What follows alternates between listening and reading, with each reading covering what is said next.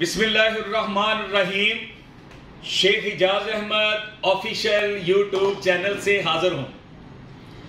आज मेरी स्टोरी क्यों चांद में उलझे हो। महकमा स्पार्को, महकमा फल्कियात, महकमा मौसमियात, साइंस ऑफ टेक्नोलॉजी ने ईद के चांद के मुतल्लक क्या पेशीन गोई की।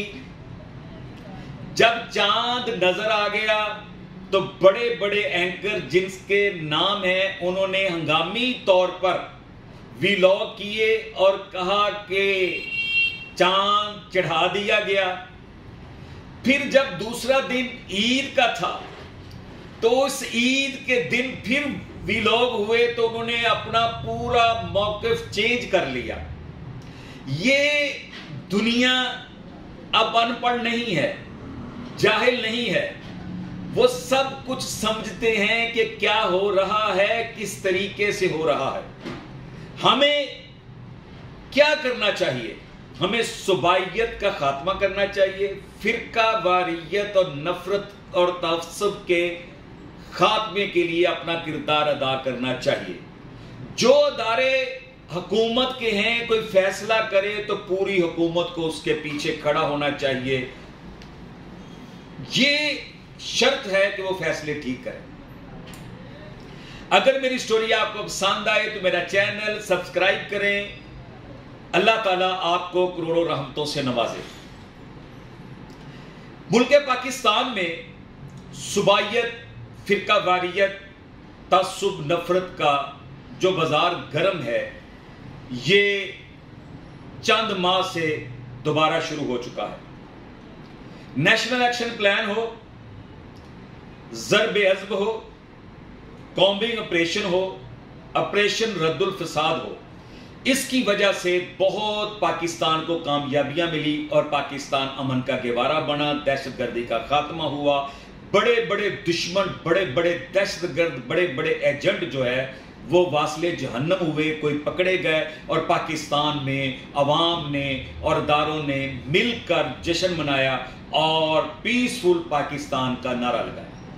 मगर अब चंद माह से, तकरीबन 1 साल अरसा से ये फिरका वारियत और सुबाइयत का दोबारा से अंसर सर उठा रहा है। इसको ख़त्म करने के लिए हुकूमती मामलात या तो कमज़ोर पड़ चुके हैं या इसमें क्या राज है कि ऐसा क्यों हो रहा है। सबसे पहली बात तो यह है कि जब महकमा मौसमियात, महकमा फल्कियात, महकमा स्पार्को, महकमा साइंस ऑफ टेक्नोलॉजी ने यह कहा कि 29वें रोज़े को जब चांद के दिखने का टाइम है, उस वक्त चांद की पैदाइश को 13.5 घंटे 41 मिनट हो चुके होंगे, जो कि पाकिस्तान के तूल अर्ज में नजर ना आने के शाहिद हैं और पेशीन गोई है। इस सिलसिला में जब रात को चांद चढ़ा दिया गया, उस वक्त बड़े बड़े एंकर, जिसमें मुबश्शिर लुकमान साहब भी हैं, जिसमें साबर शाकिर साहब भी हैं, उन्होंने पहले चांद चढ़ा देने की बात की, फिर कहा कि चांद हकीकत में चढ़ गया है। तो ये फौरी क्यों लोग बदल जाते हैं? ये इतने इतने बड़े लोग हैं, वो अपनी जबान पे क्यों नहीं कायम रहते? और फिर उन्होंने तस्वीर दिखाई ईद के रोज की, जुमेरात को, कि ये चांद इतना बड़ा नजर आ रहा है, इसका मतलब ये है कि ये पिछली रात का चांद है, ये दूसरी रात का चांद है।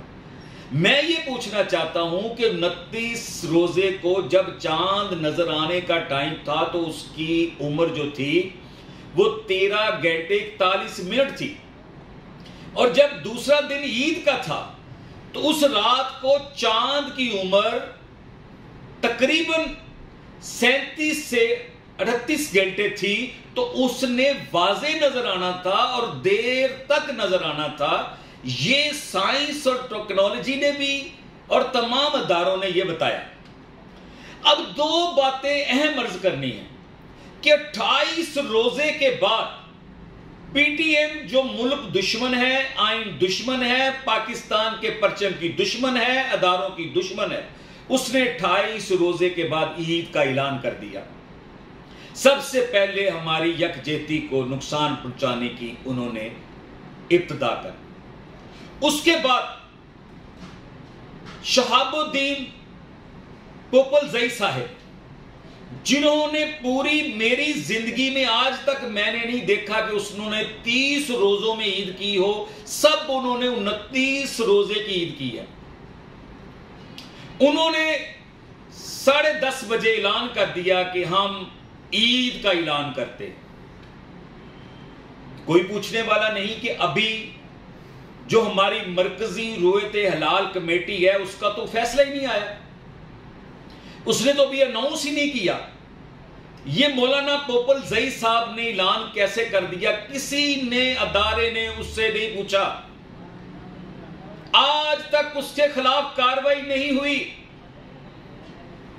वो हमेशा वायलेट करता है, आइन को तोड़ता है, अदारे को मिलिया मेट कर देता है, उसकी हैसियत को खत्म कर देता है। फिर क्या हुआ कि ऐलान कर दिया गया कि रुयत हलाल कमेटी मरकजी, उन्होंने भी उनका हवाला देकर पेशावर का ईद का ऐलान कर दिया। तमाम पाकिस्तान ने जुमेरात को ईद मनाने के लिए तैयारी शुरू कर दी, ईद मनाई। उसमें चंद उलमाए किराम ने मुल्क को इंतशार से बचाने के लिए, मुल्क में अमनो अमान की फिजा को बरकरार रखने के लिए, मुल्क में भाईचारे को फरोग देने के लिए, तफरकाबाजी, नफरत और सूबाई तासुब के खात्मे के लिए उन्होंने ऐलान कर दिया कि हमें शक है और इसकी कज़ा रोजे की दे दी जाए। तो ये उनका ऐलान कर देना इस तरीके से, वो मैं समझता हूं कि पाकिस्तान के सलामती के लिए, इस्तेहकाम के लिए बेहतरीन था कि उन्होंने ये ऐलान नहीं कर दिया कि हम सुबह ईद नहीं मनाएंगे, तो फिर पूरे पाकिस्तान में अवाम तकसीम हो जाती और अफरा तफरी का आलम होता। अब भी लोगों के दिलों में शक व शुबहात है, मगर ईद हमने मरकजी रुयते हलाल कमेटी के ऐलान के मुताबिक मनाई है और इंशाअल्लाह अज़ीज़ हम पाकिस्तान के अदारों की इज्जत करते हैं। कोई भी इदारा हो, अगर उन्होंने गलती की है तो उनके साथ है। हमने चूंकि इदारा बना दिया गया है गवर्नमेंट की तरफ से, हमने उसके हुक्म को मानते हुए ईद कर ली है। मगर याद रखें, जो तस्वीर है वो 37 से 38 घंटे के चांद की है जो ईद की रात को नजर आया है। अब मुझे बताएं, जो पढ़े लिखे लोग हैं, जब चांद नजर आता है 29वें रोजे को या 29 दिन के बाद जो चांद नजर आता है, अगर उसकी उम्र 19 घंटे हो या 20 घंटे हो तो वो चांद नजर आने के अमकानात होते हैं, वो नजर भी आता है। अगर चांद की उम्र ही 13.5 घंटे हो तो वो किस तरीके से नजर आता है। एक बात जरूर करना चाहता हूं कि रुयत हलाल कमेटी के पास तमाम साइंसी, फल्की, मौसमियात, तमाम महकमों के आलात मौजूद थे, मगर इस्लामाबाद में चांद नजर नहीं आया।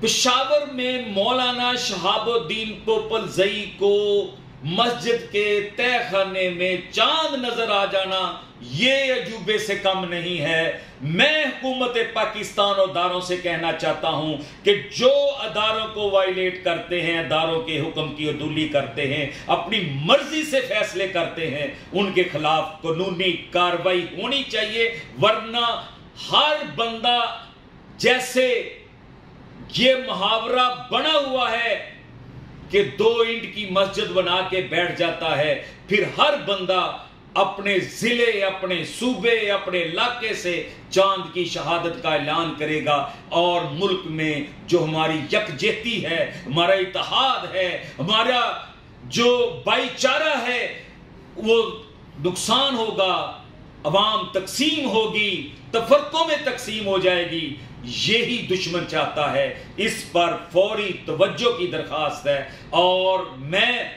Chief justice Pakistan, supreme court इस्लामी जमहूरिया पाकिस्तान से कहना चाहता हूं कि इस बारे में जरूर अज खुद नोटिस लें और जितने उलमा की जरूरत है साइंस ऑफ टेक्नोलॉजी के साथ, महकमा मौसमियात के साथ, महकमा फल्कियात के साथ, महकमा स्पार्को के साथ, उनको साथ शामिल कर दें ताकि शरई हसीयत भी रहे और ये तफरकाबाजी जो मौजूदा दौर में पैदा हुई है, तकसीम करने की कोशिश हुई है, आइंदा ना हो। अल्लाह ताला पाकिस्तान की हिफाजत फरमाए।